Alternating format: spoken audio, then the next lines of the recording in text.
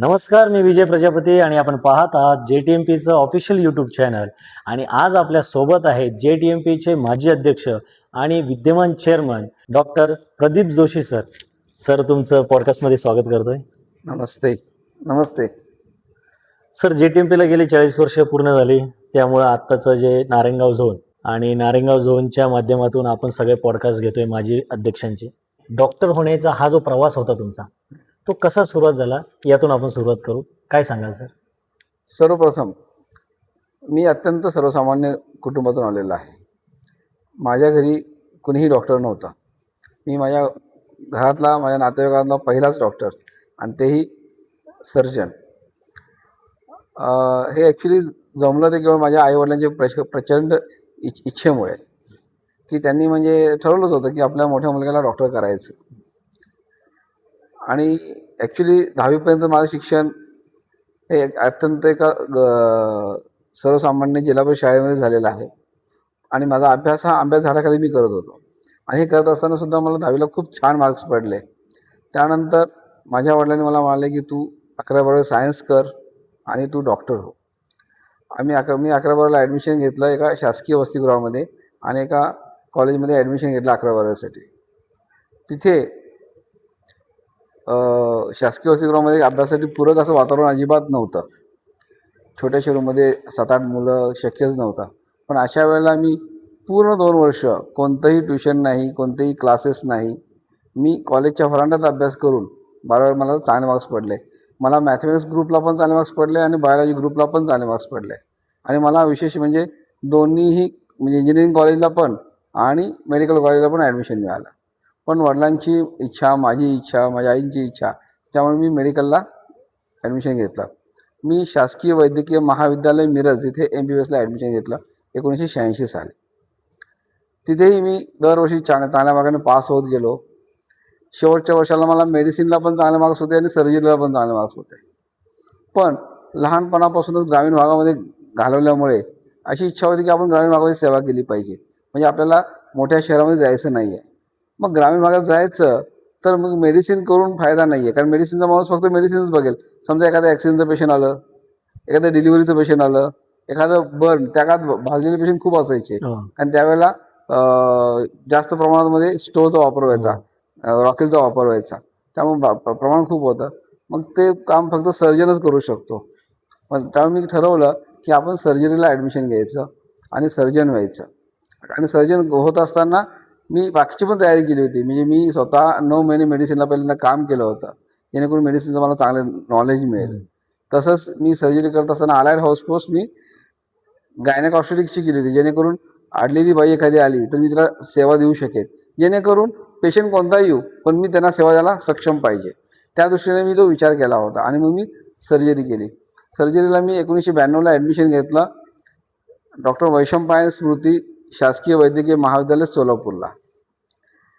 आणि तिथे 92ला ॲडमिशन घेतलं आणि 93ला साधारणपणे आय थिंक माझ्या मते काहीतरी 29 सप्टेंबर 1993ला किल्लारीचा मोठा भूकंप झाला. म्हणजे आम्हाला आमच्या हॉस्टेलमध्ये पण जाणवलं ते भूकंपची वेव. पण आम्हाला काय वाटलं किरकोळ असेल, काय विशेष नसणार आहे.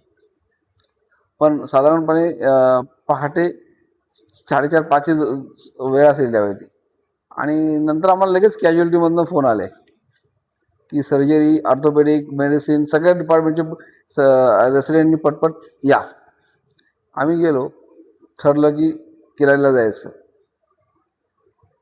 आम्ही, तुम्हाला आश्चर्य वाटेल, आम्ही तिथून सोलापूरवरून किल्लारीला सकाळी 10-11पर्यंतच पोहोचलो.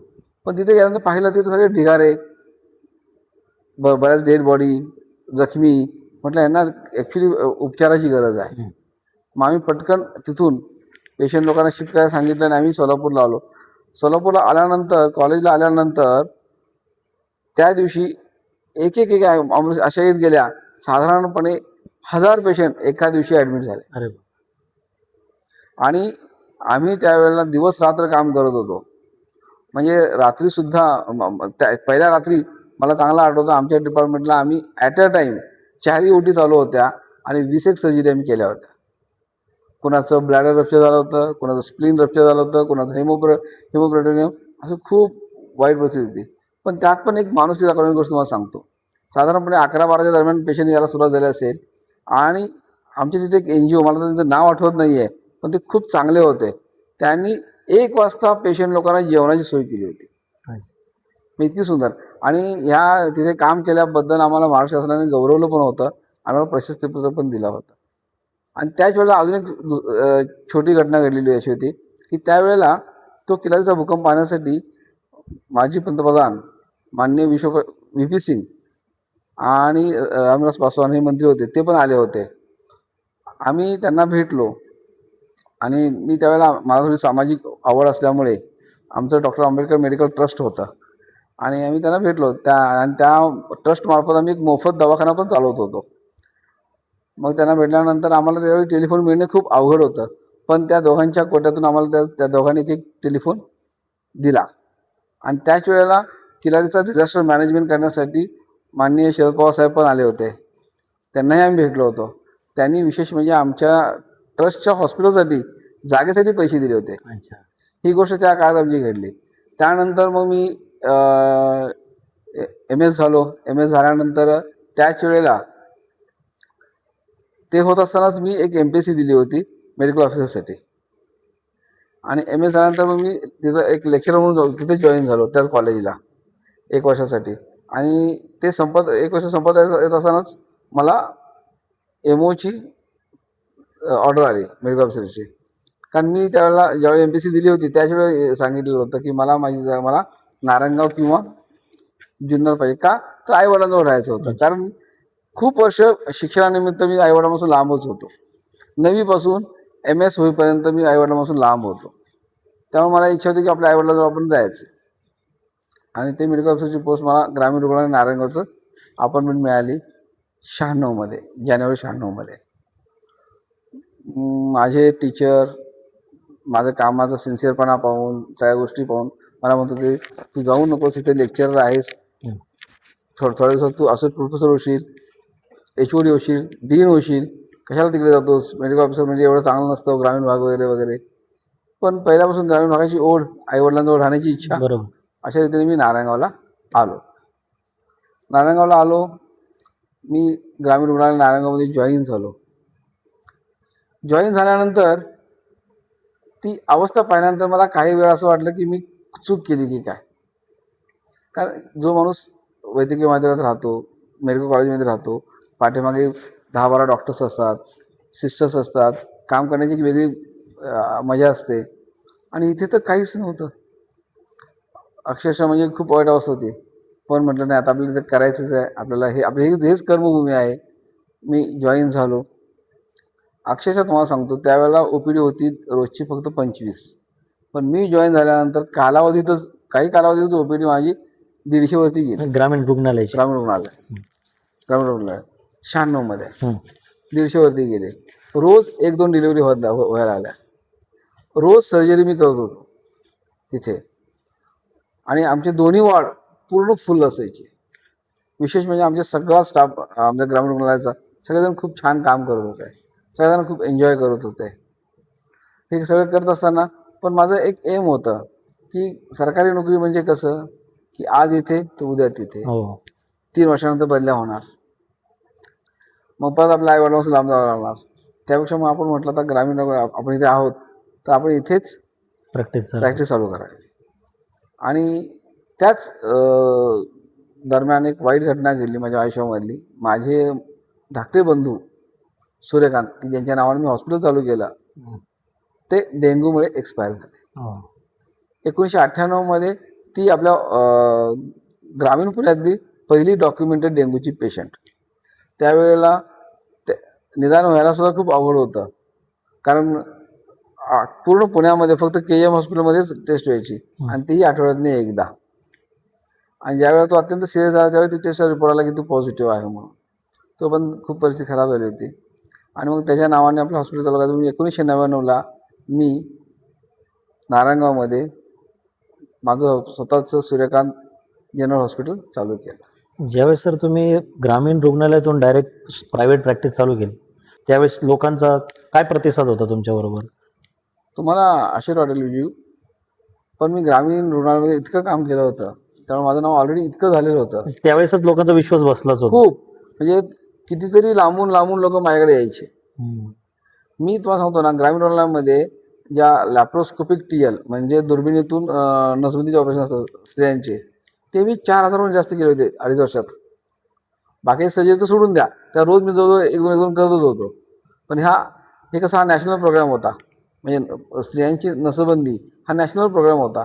आणि मी साधारणपणे त्यासाठी पूर्ण जुन्नर तालुका, आंबेगाव तालुका, खेड तालुका फिरायचो. आणि त्यामुळं खूप काम केलं होतं. त्यामुळे लोकांचा माझ्यावरती विश्वास खूप होता. त्यामुळे प्रायव्हेट चालल्यानंतर मला वेटिंग नावाचा प्रकारच नव्हता. ज्या दिवशी स्टार्ट केलं ना, उद्घाटन केलं ना, त्या दिवशीच माझ्याकडे पेशंट ॲडमिट होते. आणि दुसरी गोष्ट कसं खूप चांगली गोष्ट तुम्हाला सांगतो. मी नवीन हॉस्पिटल जेव्हा चालू केलं, त्या हॉस्पिटलचं उद्घाटन डॉक्टर चारुदत्त आपटे, की जे सह्याद्रीचे सर्व आहेत आणि जे ब्रेन आणि स्पाईन सर्जन आहेत, त्यांनी केलं, त्यांच्या शुभ हस्ते केलं. आणि मला त्यावर खूप अजूनही त्याच्याबद्दल मला खूप आभार मानावं वाटतात. कारण त्यांनी त्यांच्या बिझी शेड्यूलमधनं माझ्यासाठी वेळ देऊन ते आले. आणि म्हणजे त्यावेळेला खरं सांगायचं म्हणजे जेव्हा मी प्रायव्हेट चालू केली त्यावेळेला पैशाचा खूप प्रॉब्लेम होता. लिटरली तुम्हाला सांगतो ना, आम्ही कर्ज काढलं होतं. नंतर माझ्याकडे थोडेफार पैसे डॉक्टर जवळेकर माझ्या सोबतीला होते, प्रसाद जवळेकर जे ENT सर्जन, ते माझे खास मित्र होते, ते माझ्याबरोबर होते. त्यांनी थोडे पैसे असे सगळे करून सुद्धा आम्हाला पैशांचा कमतरता पडत होती. आम्ही उद्घाटनाला सुद्धा आम्ही फार मोठं काहीच केलं नव्हतं. एका रूममध्ये फक्त छोटंसं आपटे सरांचं भाषण झालं बस. अशा रीतीने आम्ही ते हॉस्पिटल चालू केलं. पण माझे कष्ट, आईवडिलांची पुण्याई, याच्यामुळे अल्पावधीतच माझं नाव म्हणा, माझ्या हॉस्पिटलचं नाव म्हणा, सगळीकडे पसरलं. आणि त्यावेळेला सुरुवातीला कसं होतं, मी नारायणगावातला पहिला सर्जन, दुर्बीणचं ऑपरेशन करणारा पण मी पहिला सर्जन. असं असताना सर्जरी करण्यासाठी मला लागणारा माणूस म्हणजे अनेस्थेटिस्ट, भूलतज्ञ अनेस्थेटिस्ट. ते आमच्याकडे फार नव्हतेच, फक्त 2च होते. आणि त्यांच्यावरती इतकं सगळं शक्य नव्हतं. मग आम्हाला बऱ्याच वेळेला पुण्यावरून भूलतज्ञ बोलावा लागायचा आणि तो येईपर्यंत वाट बघायला लागायची. म्हणजे इमर्जन्सी असेल एखाद्या पेशंटची तर आम्हाला 2-3 तास अगोदर अंदाज घ्यायला लागायचा की हा प्रॉब्लेम येऊ शकतो, मग लवकरच फोन करा, लवकर त्यांना बोलवून घ्या आणि मग आम्हाला सर्जरी करायला लागायची. आपल्या त्यावेळेस कोण होते इथे 2 बोलतज्ञ? गोरडे मॅडम असते, डॉक्टर गोरडे मॅडम आणि doctor Kulkarni madam, Sushma Kulkarni madam, अच्छा, त्या दोघी होत्या फक्त. पण त्यांना त्यांचे स्वतःचे हॉस्पिटल्स होते, बरोबर. त्यांचं पण खूप काम आणि असायचं. तालुक्यात परत तालुक्यात सगळ्यात भरपूर कॉल असायचे. मग प्रत्येक वेळी आपल्याला उपलब्ध होती त्याची गॅरंटी नाही, बरोबर. नसायची. त्यामुळे बऱ्याच वेळा आम्हाला पुण्याच्या भूलतज्ञावरती अवलंबून राहायला लागायचं. ही एक गोष्ट. दुसरी गोष्ट, ब्लड सर्जरी म्हटलं की रक्त आलंच, ब्लड आलंच. ते ब्लड बँक पण इथे कुठेच नव्हती. मग पुण्याहून आम्हाला ब्लड अरेंज करायला लागायचं. मग ते आणून चांगल्या फ्रीजमध्ये ठेवणे व्यवस्थित, आणि पेशंटला रिॲक्शन येता कामा नये, त्या ब्लड बॅगचं टेम्परेचर मेंटेन राहिलं पाहिजे, याची सगळी काळजी आम्हाला घ्यायला लागायची. आणि कधी कधी तर तुम्हाला आश्चर्य वाटेल, मला चांगलं अजूनही आठवतं, एक पेशंट होती, तिचं हिमोग्लोबिन फक्त 5 होतं आणि तिला ती ॲक्च्युली डिलिव्हरीमध्ये होती आणि तिला ब्लिडिंग चालू होतं. अशा वेळेला सर्जरी करणं खूप गरजेचं होतं. मग आम्ही with due risk consent surgery घेतली. पण त्यावेळेला ब्लड इमिजिएटली पुण्यावर तरी म्हटलं ते 7 तास लागणार होते. 7 तास थांबणं शक्य नव्हतं. पण त्यावेळेला आमचे डॉक्टर उत्तमभाई घोरपडे, जे ओम लॅबचे सर्व आहेत, त्यांना ब्लड बँकेमध्ये प्रचंड नॉलेज होतं. मग त्यांच्या मतीने आम्ही काय केलं, त्या पेशंटच्या ब्लड ग्रुपच्या 1-2 लोकांचे ब्लड घेतले, ते आम्हीच टेस्ट केले आणि ते ब्लड देऊन ती आम्ही सर्जरी केली. ती पेशंट छान झाली.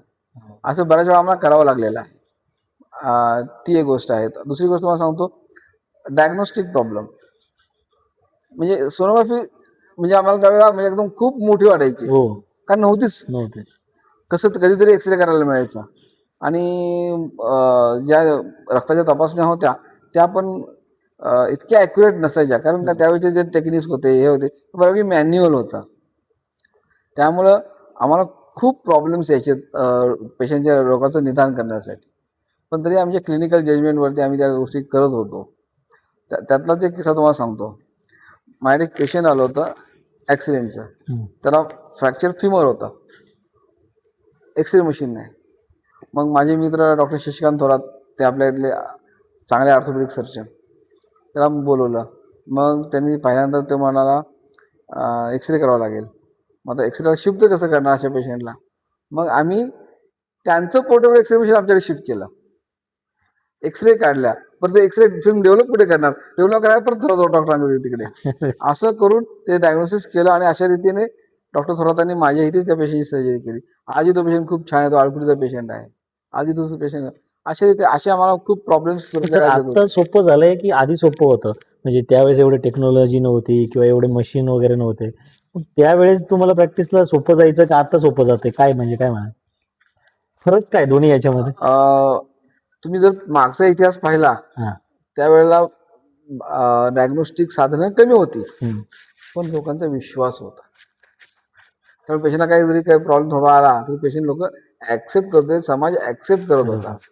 आता कसं झालेलं आहे, आता आपण to the point accurate diagnosis येतो. कारण आपल्याला गरज पडली लगेच सिटी स्कॅन आहे, गरज पडली सोनोग्राफी आहे, गरज पडली तर सगळ्या ब्लडच्या मोठ्या मोठ्या इन्व्हेस्टिगेशन आहेत, सगळ्या गोष्टी आहेत. MRI सुद्धा आहे. म्हणजे जे काही आहे ते सगळं सोफिस्टिकेटेड आहे. त्यामुळे आपण ॲक्युरेट डायग्नोसिस होतं आणि ॲक्युरेट ट्रीटमेंट होते. पण त्यात जर चुकून काय प्रॉब्लेम आला की जो डॉक्टरांच्याही हातात नसतो, बरोबर, समाज ऍक्सेप्ट नाही करत. पूर्वी तसं नव्हतं. पूर्वी लोकांचा खूप विश्वास असायचा आणि म्हणजे डॉक्टरांकडे नेलं, हे झालं ना, मग काय नाही, आपलं नशीब म्हणायचं. असे आम्हाला कित्येक वेळा अनुभव आलेले आहेत. त्यामुळं आता कसं निदान खूप परफेक्ट होतं. पण काही गोष्टी एवढं जरी परफेक्ट जरी असलं तरी शरीर काय आपण निर्माण केलेलं नाहीये, ते परमेश्वराने निर्माण केलेलं आहे. प्रत्येक गोष्ट आपल्याला समजत असं नाहीये. आपण वरून सगळं समजतो, पण आत काय चाललंय समजत नाही. कधी कधी घडतात. तर आता आपण JTMP कडे वळूया. तर JTMPचा तुमचा प्रवास म्हणजे कसा सुरू झाला? 96 मध्ये आलो. आल्यानंतर मी ऍक्च्युली ग्रामीण रुग्णालयात आलो होतो मेडिकल ऑफिसर म्हणून, आणि ते थ्रू MPSC आलो होतो. आणि त्यानंतर मग त्यावेळी कन्सेसर अध्यक्ष होते. मग कन्सेसरांचे आणि आमच्या आई वडिलांचे पहिले संबंध होते बऱ्यापैकी, आळकुडीत असल्यामुळे. मग कन्सेसर मॅडम आले म्हणाले, तू आलायस तर तू सदस्य हो, आमचा मेंबर हो. आम्ही पटकन मेंबर होऊन गेलो त्यावेळेला. अशा रीतीने 1996 मी मेंबर झालो. त्यानंतर 1999 डॉक्टर अनिल शेवाळे आमचे अध्यक्ष झाले JTMP. त्यांच्या टीममध्ये मी कॉन्फरन्स कमिटी को चेअरमन म्हणून होतो. त्यावेळेला कॉन्फरन्सचा बऱ्यापैकी मी अनुभव घेतला. त्यानंतर सदानंद राऊत, आमचे सदानंद राऊत सर आहेत ना, ते आमचे अध्यक्ष झाले. मग त्यांच्या टीममध्ये मी कॉन्फरन्स कमिटी चेअरमन म्हणून काम केलं. म्हणजे पूर्ण कॉन्फरन्स मी हाताळली. आणि त्यानंतर मी 2005-2006 साली मी स्वतः JTMPचा अध्यक्ष झालो. आणि मी आमच्या संघटनेचा 20वा अध्यक्ष आहे. म्हणजे आता 40 वर्ष पूर्ण झालेत, बरोबर निम्म वर्ष मी घालवले. म्हणजे त्यावेळेस आता तुम्हाला 20वा अध्यक्ष, आणि तुम्हाला अनुभव तर आलाच होता बराच JTMP काय काम करते. तुम्ही ज्यावेळेस अध्यक्ष झाला त्यावेळेस तुम्ही काय काय कामं केली किंवा वेगळं पण काय होतं तुमच्यात? सगळ्यात महत्वाची गोष्ट म्हणजे इतकी वर्ष मी ऑलरेडी JTMP मध्ये काम करत असल्यामुळे JTMP कशी काम करते, काय करते, त्याचा अनुभव होता. मग आम्ही ज्यावेळेस मी अध्यक्ष झालो, अध्यक्षानंतर पहिल्यांदा आम्ही ठरवलं की आपलं ब्रीद वाक्य काय असेल. मग आम्ही ठरवलं की आपल्या रुग्णाच्याही पलीकडे आपण जायला पाहिजे. पेशंट तर आहेच, पण पेशंटच्याही पलीकडे आपण जायला पाहिजे, समाजापर्यंत पोहोचायला पाहिजे, प्रत्येक माणसापर्यंत पोहोचायला पाहिजे. म्हणून आम्ही ब्रीद वाक्य काय ठरवलं, committed for better human care. म्हणजे माणसांची काळजी घ्यायला पाहिजे. म्हणजे माणसाने माणसासारखं वागणे, याच्यासारखं पवित्र काम जगात कुठलंच नाही. मग आम्ही पहिल्यांदा ते ब्रीद वाक्य घेतलं. आणि सगळ्यात सांगायची गोष्ट म्हणजे ह्या पूर्ण वर्षामध्ये मला खूप जणांनी खूप छान मदत केली. त्यामध्ये प्रामुख्याने नाव घेण्यासारखे म्हणजे डॉक्टर शशिकांत गुळवे, नंतर doctor Anil Shewale, doctor Sandeep Dole, doctor Manohar Kawade,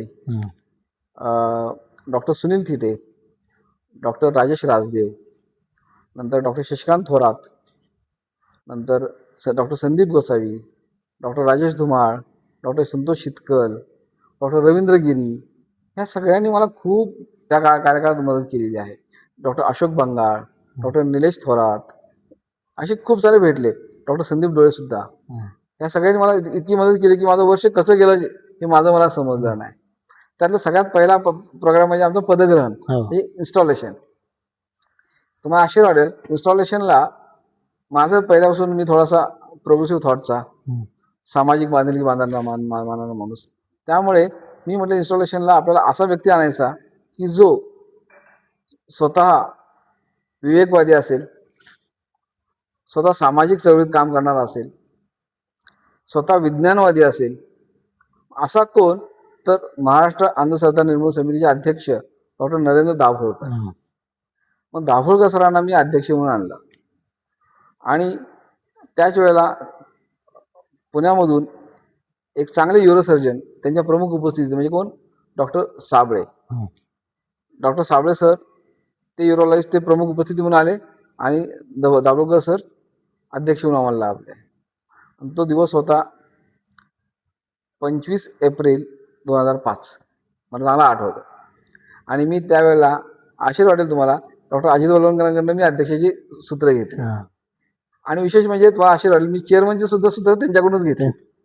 असा योगायोग आहे. मग असं इन्स्टॉलेशन खूप जोरात झालं. त्यानंतर आम्ही कामाला झपाट्याने लावलो. म्हणजे आपल्या जनतेसाठी, समाजासाठी खूप आरोग्य शिबिरे घेतली आहे. तुम्हाला आश्चर्य वाटेल, सर्वरोग निदान शिबिरे तर मी 3 खूप मोठी घेतली, की ज्याच्यामध्ये 500हून अधिक रुग्ण तपासले गेले प्रत्येक वेळेला. एक म्हणजे खामोंडीचं, दुसरं सावरगावचं आणि तिसरं इंगळूणचं आदिवासी पट्ट्यामधला. खूप मोठं म्हणजे सर्व रुग्ण खूप मोठे झाले. आणि त्यानंतर आम्ही छोटे छोटे पण शिबिरे घेतली, पण ती स्पेसिफिक, म्हणजे पोटाचे आजार, लघवीचे आजार, हृदयाचे प्रॉब्लेम्स किंवा स्त्रियांचे प्रॉब्लेम्स, असे मी स्पेसिफिक असे ग्रुप निवडला आणि त्याप्रमाणे आम्ही शिबिरे घेतली. हे शिबिरे घेतली, पण त्याचबरोबर JTMPच्या सदस्यांसाठी, त्यांच्या एज्युकेशनसाठी, त्यांचं कंटिन्यू एज्युकेशन, म्हणजे त्यांना कसं असतं, डॉक्टरांना कायम शिकावंच लागतं. बरोबर, अपडेट राहिलं. त्यासाठी मी कार्डिओलॉजी, आर्थरायटिस म्हणजे वात, नंतर तुम्हाला सांगतो इव्हन मलेरियावरती पण आम्ही शिबिर त्यावेळेला CME घेतली. नंतर तुम्हाला सांगतो डोळ्यांचे विकार, म्हणजे त्यात कॅट्रॅक्ट, मोतीबिंदू आला, कॅट्रॅक्ट आलं, याच्यावरती पण घेतलं. अशा आम्ही बऱ्याच विषयावरती आम्ही इव्हन ब्रेन स्पाईन त्याच्यावरती पण आम्ही घेतले. असे म्हणजे समाजासाठी आरोग्य शिबिरं, नंतर डॉक्टरांसाठी वेगवेगळ्या CME, आणि विशेष म्हणजे त्या काळात आम्ही काही मोफत शस्त्रक्रिया पण केल्या. त्यातील एकच तुम्हाला सांगतो, एक उदाहरण सांगतो. आपले माजी जिल्हा परिषद उपाध्यक्ष श्रीयुत शरदराव लेंडे साहेबांच्या शिफारशीने एक पेशंट मॅडम पाठवलं होतं त्यांनी. मूकबधीर बाई होती, पण तिला जवळजवळ 8 सेंटीमीटर इतका लांब स्टोन होता. आणि परिस्थिती म्हणजे काहीच नव्हते. त्यांनी सांगितलं डॉक्टर काहीच नाही आहे, किडनी स्टोन, पण तो किडनीत नव्हता, मूत्राशयात होता, म्हणजे ब्लॅडर स्टोन. मग म्हटलं ठीक आहे साहेब, तुम्ही सांगता तर आम्ही त्यांना मदत करणार म्हटलं. आणि आम्ही त्यावेळी ती पण एक मोफत शस्त्रक्रिया त्या काळात आम्ही केलेली आहे. अशा मी सगळं करत असताना, स्वतःचा व्यवसाय सांभाळत असताना, माझ्या टोटल टेन्युअरमध्ये 1-2-3 घटना खूपच अशा घडलेल्या आहेत. त्याबद्दल तुम्हाला थोडं सांगतो. हे सगळं करत असताना साधारणपणे आय थिंक 25 जुलै 2005ला महाराष्ट्रामध्ये प्रचंड प्रलयकारी पूर आला होता. त्या पुरामध्ये पश्चिम महाराष्ट्र, कोकण अगदी पाणी झालं होतं. त्यामुळे कित्येक जनसमुदाय हा विस्थापित झाला होता. कित्येक जनावरं, कित्येक माणसं मृत्युमुखी पावले होते. आणि त्याच्यामुळे त्या एरियामध्ये अत्यावश्यक गोष्टींचा खूप तुटवडा निर्माण झाला होता.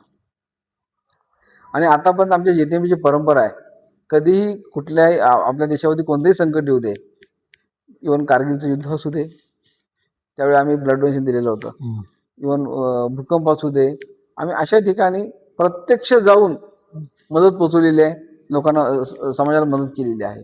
मग त्यावेळेला पण आम्ही ठरवलं, आम्ही सगळे बसलो कोर्ट, टीम, की आता काय करता येईल आपल्याला आणि कुठे जायचं. मग त्यावेळी आम्ही निवडलं कोल्हापूर जिल्ह्यातलं रुई म्हणून एक गाव आहे, की जे जास्त पूरग्रस्त झालेलं होतं. अफेक्टेड होतं. मग आम्ही म्हटलं चला आता गाव ठरलं, मग आम्ही मदत निधी गोळा करायला गेले. तुम्हाला आश्चर्य वाटेल, पण काही फार्मा कंपन्या, आमचे JTMPचे सदस्य या सगळ्यांनी उत्स्फूर्तपणे मदत करून आम्हाला जवळजवळ त्या वेळेला आमच्याकडं ₹2.5-3 लाख साहेब जमले.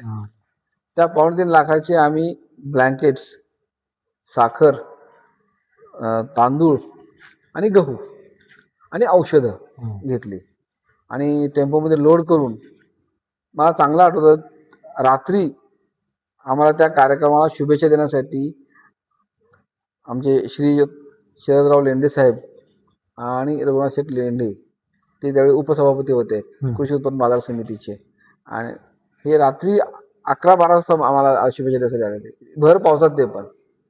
आणि त्याने आम्हाला शुभेच्छा दिल्या. मग आम्ही तिथून निघालो, रात्रभर प्रवास केला होता. 8-9 तासाचा प्रवास करून आम्ही उरुळीमध्ये पोहोचलो. अक्षरशः आम्ही खूप थकलो होतो, पण तिथे ओळखीने आम्ही सकाळचं सगळं आवरलं पटकन आणि बरोबर आम्ही 10 आय थिंक 9:30च्या दरम्यान आम्ही ग्रामपंचायतीमध्ये गेलो. त्यांच्याकडनं ऑलरेडी त्यांच्याशी आम्ही संबंध ठेवलेला असल्यामुळे त्यांनी ऑलरेडी लिस्ट तयार होती त्यांची सगळी पूर्वग्रस्तांची. त्यांना बोलवलं आणि आम्ही त्यांना सगळ्यांना ते पॅकेट वाटले. तुम्हाला आश्चर्य वाटेल, आम्ही इतके थकलेलो होतो, पण त्या लोकांचे डोळ्यावरची जी आनंद बघून आम्हाला असं वाटलं चला आपलं जीवन काहीतरी सार्थकी लागलं, समाधान मिळालं. त्यातला एका माणसाचं मला अजूनही आठवतं, डॉक्टर तुम्ही मला आज जी मदत दिली ना, त्या मदतीमुळे आमचा आठवडा तर निघेल कमीत कमी.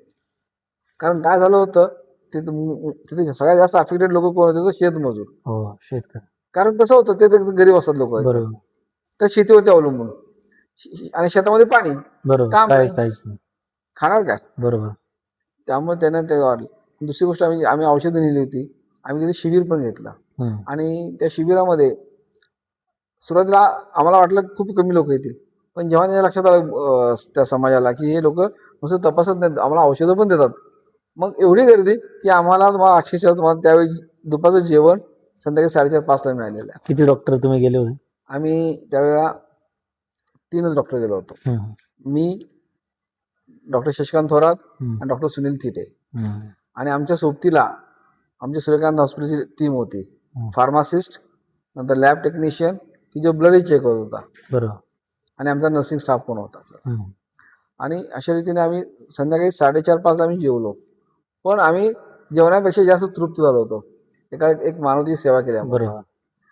ती एक घटना आम्हाला खूप आवडते की बाबा आम्ही काहीतरी करू शकतो, आणि हे शक्य झालं संघटनेमुळे. बरोबर, ही एक गोष्ट. दुसरी गोष्ट तुम्हाला सांगायचं म्हणजे,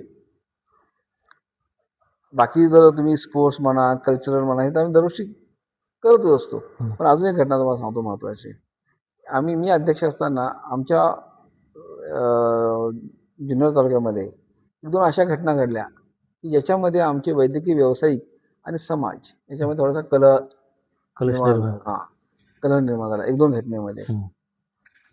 म्हणजे अगदी अशी वेळ आली की डॉक्टर्स अगदी म्हणाले सगळे की आपण गुन्हा नोंद करू पोलिसांमध्ये, पण त्यावेळेचे विद्यमान स्वर्गीय आमदार साहेब वल्लभशेठ बेनके साहेब ते होते.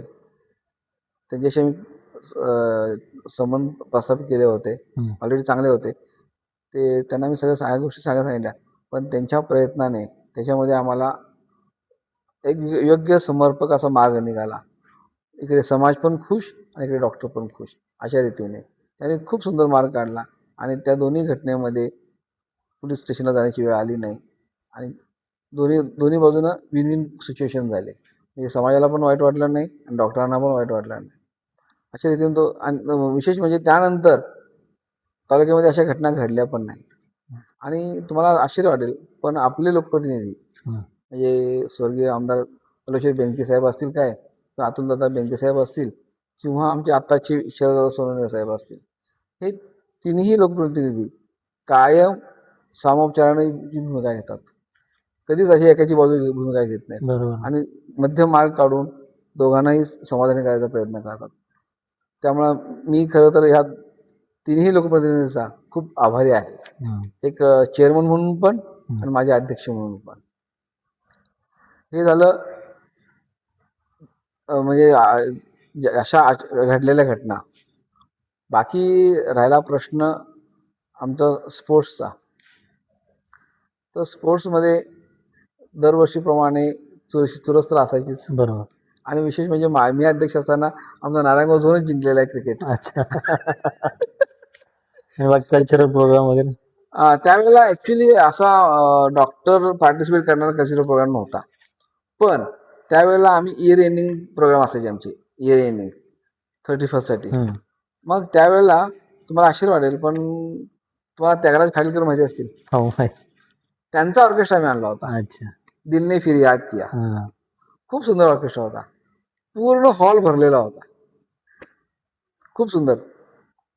आणि मग म्हणजे तुमचे ट्रिप वगैरे ते कसे अरेंज केले होते? तुम्हाला सांगतो, आमची ट्रिप तर इतकी मोठी झाली, म्हणजे 2 बस होत्या. अरे वा. आणि हे सगळं श्रेय जातं आमच्या गोळे मॅडमना. त्या आमच्या ट्रिप सेक्रेटरी होत्या, गोळे मॅडम आणि डॉक्टर गोरडे मॅडम.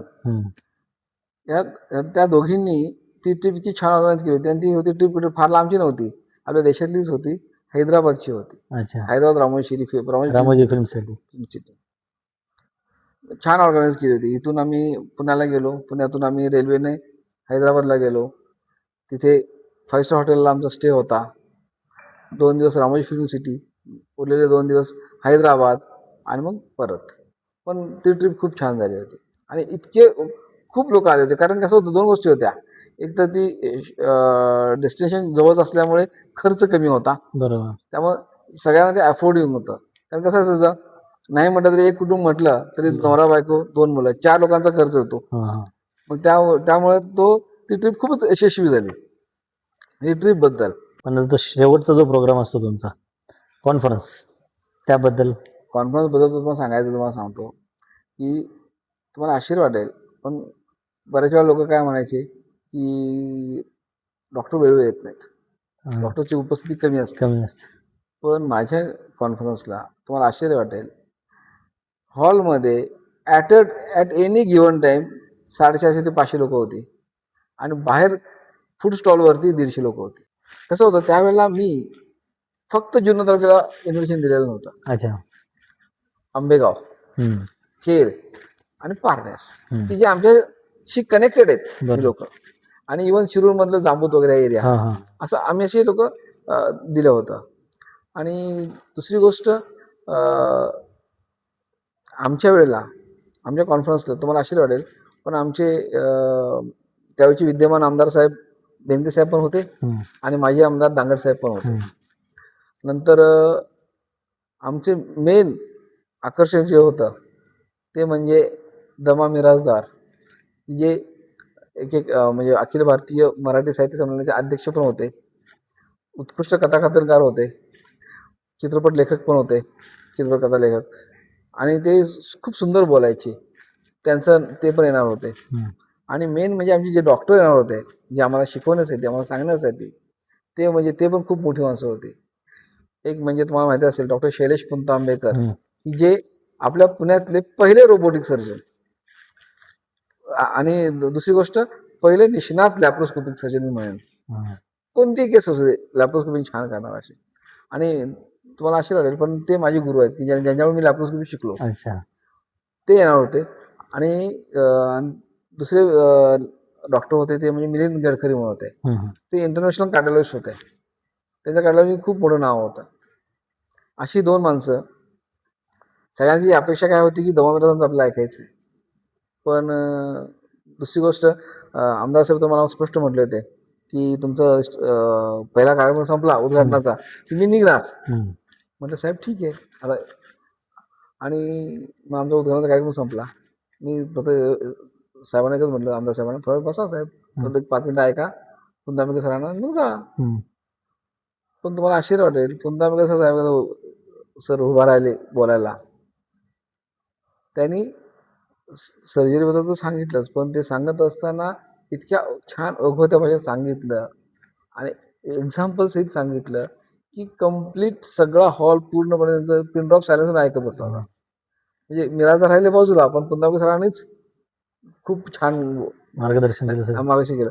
तुम्हाला आश्चर्य वाटेल, युज्युअली अकॅडमिक मार्गदर्शनाला कोण थांबत नाही, बरोबर, पण त्यावेळेस सगळं थांबले. आणि त्यानंतर मग गडकरी सरांनी पण कार्डिओलॉजी बद्दल बोलताना जास्त करून ते फिटनेस बद्दलच बोललाय, आणि ते पण लोकांना खूप अपील झालं.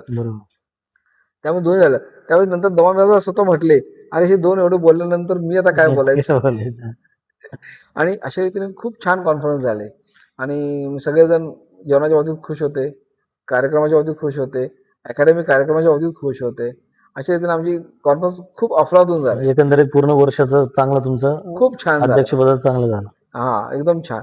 आणि ह्या सगळ्या अध्यक्षपदामध्ये माझ्या मित्राची तुम्हाला नाव मी माहीत हो, सांगितलीच, परंतु तुम्हाला सांगतो आमचं कारण कसं होतं, हे कार्यक्रम करत असताना हॉस्पिटल थोडं कामाला घ्यायचं, पण हॉस्पिटलचा आमचा स्टाफ अगदी प्रामुख्याने घ्यायचं म्हणजे आमचा परशुराम कमलाकर, परत आमचे दीपक कांबळे, आमच्या सारिका मोरे सिस्टर, परत साधना आवटी सिस्टर आणि आमचा फार्मासिस्ट राजू देसाई, आमचे लॅब टेक्निशियन संतोष साळवी यांनी हॉस्पिटल खूप छान सांभाळलं, जेणेकरून मला इकडे थोडं लक्ष देता आलं.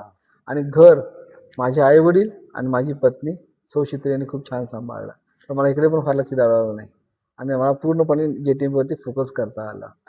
त्याच्यानंतर सर तुम्ही आता विद्यमान चेअरमन आहात, म्हणजे आणि आता चेअरमनचं काम नेमकं काय असतं? आणि आता 3 वर्षाचं चेअरमन असतात, 3 वर्षाच्या पदासाठी. आता तुमचं हे मला वाटतं दुसरंच वर्ष. हो. तर पहिल्या वर्षात तुम्ही काय काम केलंय आणि आता पुढील 2 वर्षात काय काम करणार आहे, काय धोरण आहे, त्याबद्दल काय सांगाल? सगळ्यात प्रथम आमच्या संघटनेमध्ये 2 अधिकारपद आहेत, एक म्हणजे चेअरमन आणि दुसरं म्हणजे प्रेसिडेंट. पण दोघंही एकमेकांना इंटरफेअर नाही करत. चेअरमनचं काम काय असतं, तर सगळ्यावरती फक्त लक्ष ठेवणे, पण प्रामुख्याने काम हा वर्किंग प्रेसिडेंटच करत असतो. आमचं लक्ष एकच असतं की जेणेकरून कोणत्याही गोष्टीमुळे आमच्या संघटनेला प्रॉब्लेम येऊ नये हे पाहणं आमचं काम असतं आणि आर्थिक गणित जुळवणे हे आमचं काम असतं. त्यामुळे ॲक्च्युली खरं काम आमचा वर्किंग प्रेसिडेंटच करतो आणि आमची पण इच्छा असते की तोच प्रेसिडेंट होता राहायला पाहिजे, आम्ही मागे राहायला पाहिजे. आम्ही गायडिंग पर्सन, मार्गदर्शकाच्या भूमिकेत आहोत. आम्ही अधिकाराच्या भूमिकेत नाहीये, मार्गदर्शकाच्या भूमिकेत आहोत. आम्ही सपोर्टिंग सपोर्टिंग सिस्टम म्हणून आहोत, त्यांना सपोर्ट. आणि आमचं काम कधी येतं, आम्ही कधी पिक्चरमध्ये येतो, समजा खूप काही विचित्र घटना घडली की ज्यावेळेला आपला संघटनेच त्यात इन्व्हॉल्व्ह व्हायचं आहे, त्यामुळे आम्ही येतो. फॉर एक्झाम्पल एखाद्या डॉक्टरवरती काय चुकून काही हॉस्पिटल हल्ला झाला, काय झालं, मग आम्ही त्यावेळी पिक्चरमध्ये येतो की त्यावेळी मग मोठं काम असतं, महत्त्वाच्या गोष्टी असतात, मग त्यावेळी आम्ही येतो. अशा वेळेला बाकी चेअरमन ॲज सच फक्त सपोर्टसाठी असतो की पेशंटला हा तो असं करे तसं करे. आणि विशेष मी तुम्हाला सांगतो, आत्ताच आमचा जो विद्यमान प्रेसिडेंट आहे प्रशांत काचळे, अत्यंत चांगला, प्रत्येक गोष्ट विचारायच्या काही करत नाही. आणि वर्षी आमचे जुन्नरचे प्रेसिडेंट होते डॉक्टर प्रसाद शिंगोटे. विशेष बघा, मी प्रदीप, तो प्रसाद, हा प्रशांत. आणि प्रसाद सुद्धा प्रत्येक गोष्ट विचारायच्या काय करत, त्याने सुद्धा खूप सुंदर वर्ष घालवलं. आणि आम्ही कधी आम्ही स्वतःहून काही करणारच नाही, करणार पण नाही. कारण का कसं होतं, समजा आम्ही ॲज अ चेअरमन आम्ही जर आरोग्य शिबिर घ्यायला आलो, आमच्या प्रेसिडेंटने काय करायचं, बरोबर. त्यामुळे तो करतो सगळ्या गोष्टी, आम्ही फक्त सपोर्ट सिस्टीम आहे आमची. आणि आमच्यामध्ये कसं असतं, आम्ही एक चेअरमन असतो, एक सेक्रेटरी, एक ट्रेझरर, एक व्हाईस चेअरमन आणि बाकीचे प्रत्येक झोनमधनं 2-2 ट्रस्टी असतात अजून, ते डायरेक्टर असतात. अशी आम्ही 12 जणांची आमची बॉडी असते. आणि जो वर्किंग प्रेसिडेंट असतो तो त्यातला एक तिसरा असतो. अशी 13 जण आम्ही असतो ट्रस्टमध्ये. आता जे ट्रस्टची तुमची जी बॉडी आहे ते स्वतः तुम्ही असे डॉक्टरांच्या हितासाठी काही निर्णय घेता का, किंवा असं? आता मला वाटतं परवाची जी घटना झाली मुंबईमध्ये, एक डॉक्टरांवर हल्ला झाला, अशा काही घटना घडल्या तर तुमचा काय स्टँड असतो? सगळ्यात प्रथम आमचा स्टँड असा असतो, अशा वेळेला ट्रस्टचं काम असतं ॲक्च्युली, अशा वेळेला ट्रस्टचं काम असतं. अशा वेळेला आमचं सगळ्यात पहिलं महत्त्वाचं काम काय असतं की त्या घटनेचा अंदाज घेणे, नेमकं काय झालंय काय नाही. आता त्या घटनेमध्ये खरं तर तुम्ही सांगायचं म्हणजे एक तर ती शासकीय रुग्णालय होतं, दुसरी गोष्ट त्या डॉक्टर आणि त्यातली ती जी RMO होती, म्हणजे रेसिडेन्शियल मेडिकल ऑफिसर, सीएमओ जी कॅज्युअलिटी मेडिकल ऑफिसर ज्या होत्या, त्यांनी स्पष्ट सांगितलं होतं की बाई तुझी आम्ही इथं डिलिव्हरी नाही करू शकत, कारण आमच्याकडे इन्क्युबेटर नाही आहे, आमच्याकडे बेबीसाठी जी काळजी घ्यायला पाहिजे, पोस्ट सिझर झाल्यानंतर बेबीची जी काळजी घ्यायला पाहिजे त्यासाठी बेड उपलब्ध नाही आहे. आता हे काम कोणाचं आहे, शासनाचं आहे ना, बरोबर. मग त्याचा राग तुम्ही डॉक्टरवर काढणं अत्यंत चुकीचं आहे. बरोबर. आणि आमचा विचार चाललाच होता, पण आजच आम्हाला समजलं की त्यांना अटक झालेली आहे हो. आणि त्यांची चौकशी चालू आहे. हम्म. त्यामुळे आम्ही जरा शांत आहोत की बघूया आता काय होतं. समजा असं वाटलं आम्हाला की याच्यामध्ये डॉक्टरमध्ये अन्याय होतो तर आम्हाला पण उतरावंच लागेल नक्कीच. 100%. आणि त्यावेळेला ट्रस्ट चेअर म्हणून आम्हाला सगळ्याच्या पुढे राहावंच लागेल. यावं लागलं. सर आता JTMP ला तुम्ही पुढे 10 वर्ष कुठे बघता किंवा JTMPचं विजन काय तुमच्या मते काय असू शकतं? पहिली गोष्ट तुम्हाला सांगतो, आमची JTMP ही संघटना सर्व पॅथींच्या डॉक्टरांशी मिळून संघटना आहे. ही असं एकमेव उदाहरण असेल की सर्व पॅथींची मिळून इतकीच चांगली संघटना. नुसते पॅथी नाही तर कन्सल्टंट पण आणि जनरल प्रॅक्टिशनर पण सगळे एकत्र अशी संघटना ही पूर्ण महाराष्ट्रात मला वाटतं तर एकमेव संघटना असेल. आणि ती पण 550 सदस्य असणारी एवढी मोठी संघटना मला वाटतं एकमेवच असावी. बरोबर. एक गोष्ट. आता आता एवढी मोठी संघटना गेली 40 वर्षे काम करते. हे काम करते म्हणजे कुणामुळे करते तर आमचे सिनियर्स खूप चांगले आहेत. त्यांच्यामुळे ही संघटना काम करते. त्याच्यामध्ये नावं घ्यायची म्हटलं तर खूप नावं येतील. त्या सगळ्या सिनियर्स लोकांमुळे आज संघटना आमची चांगली आहे. तर ह्या संघटनेचं पुढचं व्हिजन काय असावं? आतापर्यंत आम्ही जनतेची सेवा करत आलोच, आमच्या सदस्यांची पण सेवा करत आलो आम्ही. आता माझं व्हिजन एकच आहे, माझी इच्छा एकच आहे की येणारा काळ हा अत्यंत अवघड असणार आहे. कारण एक तर इंटरनेटमुळे, गुगलमुळे सर्वसामान्य लोकांना सगळ्या माहिती असतात. त्यामुळं आमचा डॉक्टर हा अत्यंत अद्ययावत पाहिजे. त्यामुळे आमच्या सर्व डॉक्टर्सनी, सर्व सदस्यांनी ज्या आम्ही CME ठेवतो ना त्या CME त्यांनी अटेंड करायलाच पाहिजे. कारण प्रत्येक उद्या विचारणार आहेत की डॉक्टर तुम्ही अमॉक्सिसिलिनच का वापरली, हा प्रश्न उद्या काही लोक मला विचारणार आहेत. तर माझी सर्व डॉक्टरांना माझी विनंती आहे की त्यामुळे काय होईल, 2 गोष्टी होतील. आमच्या CME पण खूप यशस्वी होतील आणि त्यांना त्याचा फायदा खूप चांगला होईल. कारण CME जे ऑर्गनाईज करतात तो प्रेसिडेंट अत्यंत कष्टाने करत असतो. स्पॉन्सर मिळवणे, सगळ्या गोष्टी करणे आणि परत येणारा जो डॉक्टर असतो तोही प्रिपरेशन करून येतो. ज्यावेळी त्याला आमच्याकडे अर्धा तास बोलायचं असतं ना त्यावेळी कमीत कमी त्याला 3 तास तरी वाचावं लागतं. एवढ्यात तो तयारीला आलेला असतो तर त्याचा पण हिरमोड होणार नाही. त्यामुळे माझी इच्छा आहे की आपल्या सर्व डॉक्टर्सनी नवीन येणाऱ्या युगाप्रमाणे स्वतःला अद्ययावत ठेवण्यासाठी आमच्या सर्व CME त्यांनी अटेंड करावेत. एक गोष्ट. दुसरी गोष्ट, डॉक्टरांमध्ये युनिटी पाहिजे. हा होमिओपॅथिक आहे, तो आयुर्वेदिक आहे, तो ॲलोपॅथी आहे असं नाही पाहिजे. डॉक्टरांमध्ये युनिटी पाहिजे. तुम्ही डॉक्टर आहात ना, तुम्ही एकच आहात.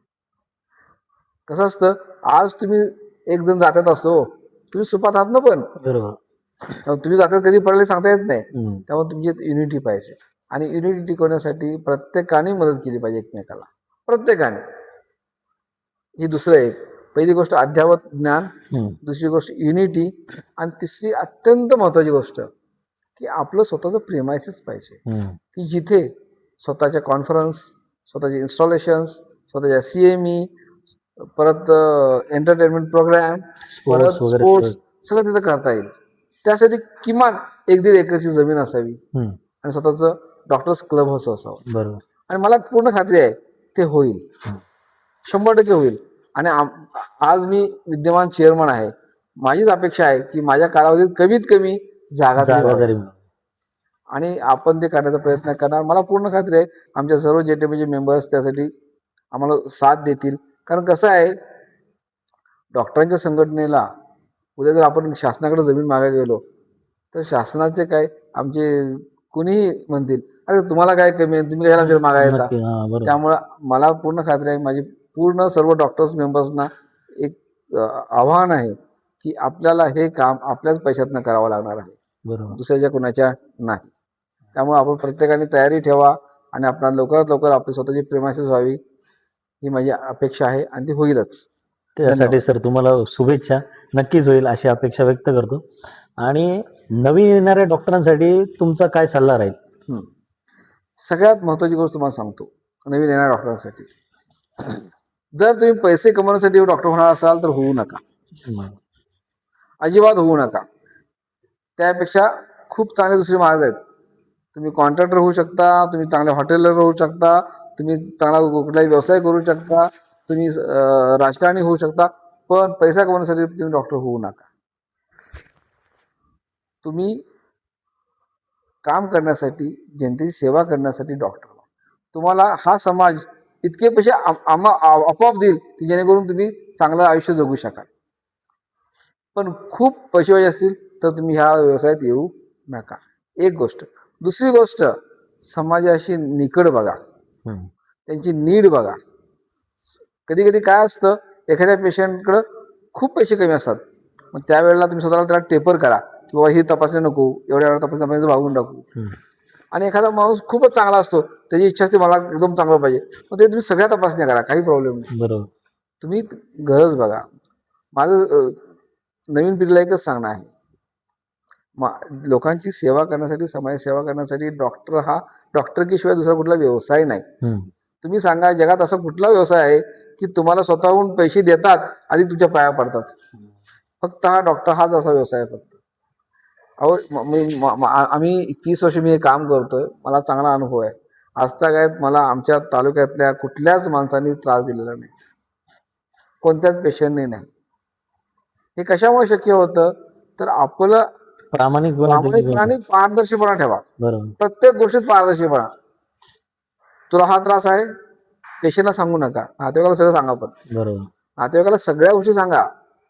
पेशंटचा आजार काय, काय प्रॉब्लेम आहे, काय नाही, पुढे मागे काय होऊ शकतं. सगळ्यात पहिली गोष्ट, सेवा करा, पैसे तुम्हाला मिळणारच आहेत. आणि दुसरी गोष्ट, पारदर्शीपणा ठेवा. आणि येणाऱ्या रुग्णाची आर्थिक परिस्थिती बघून त्याप्रमाणे उपचाराचा प्रयत्न करा, जेणेकरून त्याच्यावरती पण लोड येणार नाही. तुम्हाला दिसतो एखादा खूप फाटका आहे, तर समजून सांगा ना, बाबा रे तुला सरकारी दवाखान्यात खूप चांगली ट्रीटमेंट मिळेल, जा तिथे. वाटलं तर मी तुझ्यासोबत येतो, मी फोन करतो. लोक जातात. एवढीच म्हणजे नवीन पिढीला सांगणार.